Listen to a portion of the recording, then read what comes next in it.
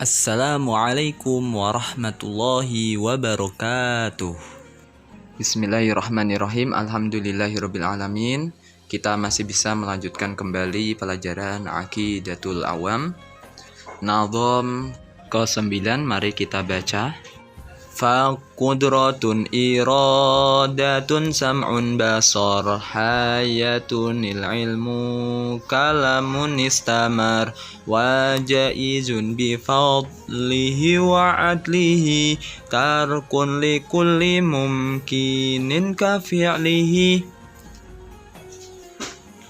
Di sini akan menjelaskan tentang sifat wajib Allah Subhanahu wa taala, yang mana sebelumnya kita sudah membahas sifat wajib, yaitu meliputi sifat zat, sifat salbi, sifat ma'ani. Nah, kemudian ini melanjutkan. Faqudratun, Allah memiliki sifat kudrah, yaitu berkuasa. Wa iradatun, Allah Maha berkehendak. Sam'un, Allah Maha mendengar. Basarun, Allah Maha melihat. Hayatun, Maha hidup. Al-ilmu, Allah Maha mengetahui. Kalamun, Allah Maha berbicara. Istamaro, seterusnya. Istamaro, seterusnya. Allah sifat-sifat tersebut itu adalah istamar. Istamar itu terus, tanpa putus, tanpa ada batas waktu, selalu. Kemudian bait selanjutnya wajaizun, dan Allah memiliki sifat jaiz. Allah memiliki sifat jaiz bifadlihi, dengan anugerahnya. Dengan anugerahnya, wa adlihi, dan sifat adilnya. Sifat jaiz yaitu tarkun likulli mumkinin, meninggalkan setiap sesuatu yang mungkin. Setiap sesuatu yang mungkin, kafi'lihi, seperti halnya melakukan sesuatu yang mungkin. Nah, ini dinamakan sifat jaiz. Nah, sifat jaiz yaitu Allah meninggalkan sesuatu atau melakukan, yaitu ini boleh-boleh saja. Allah boleh menciptakan, boleh melakukan, atau meninggalkan semuanya itu. Jadi Allah Subhanahu wa ta'ala itu memiliki 3 sifat. Yang pertama adalah sifat wajib, kemudian sifat jaiz, dan terakhir adalah sifat mustahil. Nah, dari kemarin pembahasan sebelumnya kita sudah membahas sifat wajib bagi Allah Subhanahu wa ta'ala, yang mana jumlahnya ada 20. Kita nazamkan. Wujud qidam baqa mukhalafatul lil hawadisi qiyamuhu binafsihi wahdaniyat kudrah iradah ilmu hayyan sama' basar kalam qadiran muridan aliman hayan sami'an basiran mutakaliman. Nah, adapun sifat wajib bagi Allah Subhanahu wa ta'ala, yang mana sudah dijelaskan sebelumnya, di sini dibagi menjadi 4. Sifat 20 tersebut dibagi menjadi 4, digolongkan menjadi 4 bagian. Yang pertama adalah sifat zat. Arti zat itu apa? Kalau zat manusia berarti kepribadiannya. Kepribadian, zat, orangnya. Orangnya. Nah, sifat zat bagi Allah Subhanahu wa ta'ala yaitu 1, yaitu wujud. Allah ada, Allah berwujud. Gak mungkin semisal ada Tuhan, ada yang menciptakan kita, kemudian tidak ada.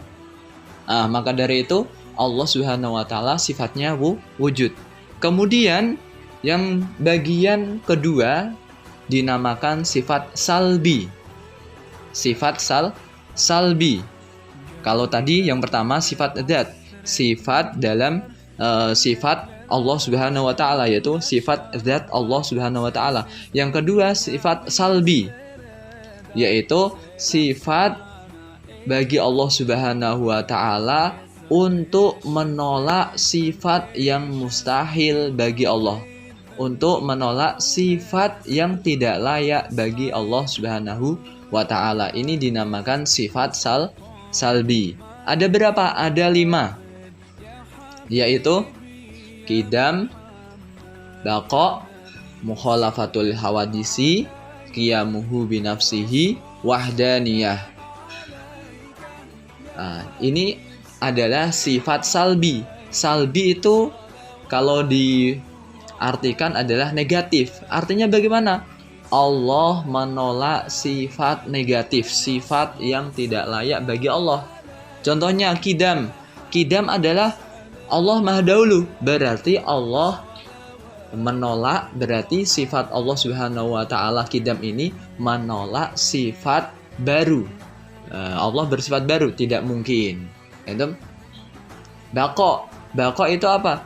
Baqa artinya kekal. Berarti sifat kekal ini menolak Allah Subhanahu wa taala tidak kekal, yaitu musnah. Nah, makanya apa? Ditolak. Kemudian mukhalafatul lil hawadisi. Allah berbeda dengan makhluknya di berbagai hal. Allah berbeda semuanya. Nah, berarti sifat ini menolak penyerupaan bagi Allah Subhanahu wa taala, yang mana sudah disebutkan di dalam Al-Qur'an, walam yakullahu kufuwan ahad. Allah tidak ada yang membandinginya, tidak ada yang menyerupai, menyamainya. Qiyamuhu binafsihi. Ini yang keempat, qiyamuhu binafsihi maksudnya Allah berdiri sendiri, tidak membutuhkan yang lain. Berarti sifat berdiri sendiri ini mentiadakan Allah membutuhkan yang lain, membutuhkan mu'in yaitu pembantu atau nasir atau penolong, tidak membutuhkan semua itu. Kemudian yang terakhir dari sifat salbi yaitu wahdaniyah. Allah Maha Esa. Esa itu artinya satu. Berarti Allah cuma satu. Maka dari itu dalam Al-Quran dijelaskan, apabila bumi langit ini mempunyai Tuhan kok lebih dari satu, dua, maka akan musnah. Nah, maka dari itu Allah Subhanahu wa taala Maha Esa satu. Nah, satu ini mentiadakan atau menolak sifat ta'addud, yaitu sifat berbilangan. Tuhan ada banyak, lebih dari satu, itu namanya ta'addud. Ta'addud itu berjumlah, mempunyai kawan, tidak. Lam yalid wa lam yulad. Allah tidak diperanakkan dan Allah tidak melahirkan, dan Allah juga tidak diperanakkan atau dilahirkan, tidak. Random. Nah, ini yang kedua. Kemudian kelompok yang ketiga dari sifat wajib bagi Allah Subhanahu wa taala yaitu sifat ma'ani. Nah, sifat ma'ani itu apa, Ustaz? Sifat ma'ani yaitu sifat yang terkandung dalam zat Allah Subhanahu wa taala. Ini namanya sifat ma'ani. Apa itu sifat ma'ani? Nah, tadi kita baca qudrah, iradah, ilmu, hayyun, sama, basor, kalam. Yaitu ada 7 sifat ma'ani bagi Allah Subhanahu wa taala. Saya ulangi lagi. Qudrah artinya maha kuasa, mempunyai kekuasaan. Iradah mempunyai kehendak. Hayyun artinya hidup. Kemudian ilmun memiliki pengetahuan, pengetahuan. Kemudian basor melihat, sama mendengar, kemudian kalam berbicara. Nah, ini adalah sifat yang terkandung bagi Allah Subhanahu wa taala. Ada 7 Seperti halnya kita, kita punya penglihatan, kita punya pendengaran. Nah, itu seperti itu. Maksudnya ketika itu dinisbatkan kepada kita, berarti kita mempunyai pendengaran, mempunyai penglihatan. Begitu pula Allah Subhanahu wa taala mempunyai kudrah, kekuatan, iradah, kehendak, hayun, yaitu kehidupan, kemudian ilmun, pengetahuan, sama, pendengaran, kemudian basor, penglihatan, yang terakhir adalah kalam. Kalam adalah pembicaraan, berbicara. Nah, maka dari itu, dari sifat 7 ini yang dinamakan ma'ani, menyiratkan sifat maknawiyah. Menyiratkan sifat maknawiyah. Nah, dari sifat ma'ani yang ada 7, tersirat darinya yaitu sifat ma'nawiyah. Berarti ma'nawiyah itu kelompok yang keempat, bagian sifat wajib Allah Subhanahu wa taala yang keempat. Maksudnya bagaimana? Sifat ma'nawiyah yaitu sifat yang tersirat dari sifat ma'ani Allah Subhanahu wa taala. Maksudnya bagaimana? Contohnya kudrah. Kudrah adalah kekuatan. Berarti sifat ma'nawiyah Allah adalah qadiron, yang berkuasa. Paham? Kalau kudrah itu kan kekuasaan. Berarti Allah Subhanahu wa taala maha berkuasa. Paham? Seperti kita punya kekuatan, berarti kita orang yang kuat. Paham? Nah, tersirat dari kekuatan berarti orangnya menjadi kuat. Paham? Kita punya penglihatan, berarti kita orang yang bisa melihat. Nah, sifat wajib ma'nawiyah Allah Subhanahu wa taala itu tersirat dari sifat ma'ani. Paham? Kekuatan menjadi maha kuat. Kekuasaan berarti maha kuasa. Kemudian iradah menjadi muridan, yang berkehendak. Berarti Allah Tuhan yang berkehendak. Kemudian hayun menjadi hayyan. Hayun itu kehidupan, menjadi hayyan berarti yang maha hidup. Paham? Yang maha hidup. Kemudian lagi ilmun itu pengetahuan, ilmu. Paham? Berarti maknawiyahnya menjadi alimun atau alimun. Berarti yang maha mengetahui. Kemudian berikutnya sam'un. Sam'un itu pendengaran. Allah memiliki sifat sam'un, pendengaran. Berarti Allah maha mendengar. Tuhan yang mendengar. Paham? Kemudian basor. Basor itu artinya penglihatan. Allah punya penglihatan. Berarti Allah maha melihat. Berarti Tuhan yang melihat. Kemudian yang terakhir kalam. Nah, kalam itu berbicara. Berarti sifat maknawiyahnya menjadi mutakalliman. Mutakaliman berarti Allah yang maha berbicara, berfirman. Nah, ini adalah sifat ma'nawiyah. Jadi bedanya apa tadi sifat ma'ani sama ma'nawiyah? Kalau ma'ani itu sumbernya, kalau ma'ani itu kekuatan, penglihatan, kemudian hidup, kemudian pengetahuan. Nah, tersirat dari ini otomatis kan mempunyai fungsi kan? Kita punya penglihatan, berarti berfungsinya apa? Fungsinya kita bisa melihat. Begitu pula Allah Subhanahu wa taala mempunyai penglihatan, berarti Allah maha melihat. Akan tetapi bedanya, kalau kita bisa melihat, bisa mendengar, itu harus ada syarat dan ketentuan tertentu. Dan juga harus ada perangkatnya, pelantara. Paham? Kita bisa melihat, kita harus ada perangkatnya. Apa perangkat melihat kita? Yaitu mata. Paham? Kemudian ada syaratnya. Syaratnya harus ada cahaya. Kalau gelap kita bisa melihat? Tidak bisa kan? harus ada cahaya. Nah, ini saya contohkan kecil tentang kita, yaitu kita harus ada pelantara, harus ada syarat, ada ketentuan.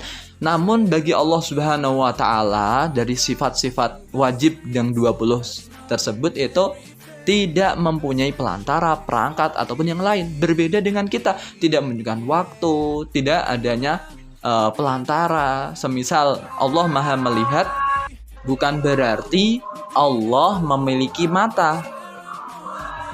Allah Maha mendengar bukan berarti Allah memiliki telinga. Nah, tidak, berbeda. Allah berbicara bukan berarti mengandung huruf atau suara yang bisa kita dengarkan seperti ini. Tidak, maka dari itu Allah, sifat-sifat Allah Subhanahu wa taala itu berbeda dengan makhluknya. Jadi kita jangan membayangkan, kita jangan memikirkan tentang Allah. Fakiru fi khalqillahi wala tufakiru fillahi. Berfikirlah tentang makhluk-makhluk Allah, jangan berpikir atau berangan-angan tentang Allah Subhanahu wa taala. Sebabnya akal kita tidak sampai. Nah, ketika akal kita tidak sampai, nanti khawatirnya setan akan menyesatkan kita. Naudzubillah, summa naudzubillahi min dzalik. Semoga kita tetap dijaga iman kita. Kemudian tentang sifat jaiz bagi Allah Subhanahu wa taala tadi disebutkan, yaitu tarku, yaitu fi'lu kulli mumkinin au tarkuhu. Artinya bagaimana? Allah Subhanahu wa taala bebas melakukan sesuatu atau tidak. Allah bebas melakukan, menciptakan, berbuat atau meninggalkan semuanya itu. Paham? Bebas. Tidak ada kewajiban dalam perbuatan Allah Subhanahu wa taala, bebas. Paham? Nah, adapun kewajiban itu kewajiban sifat bagi Allah Subhanahu wa taala, seperti contoh zat Allah itu wajib ada, sifat Allah itu wajib ada, kemudian nama-nama Allah juga wajib ada. Demikian dari penjelasan Ustaz. Mungkin kalau ada yang ditanyakan atau masih ada sesuatu yang belum paham bisa ditanyakan. Wallahu a'lam bishawab. Assalamualaikum warahmatullahi wabarakatuh.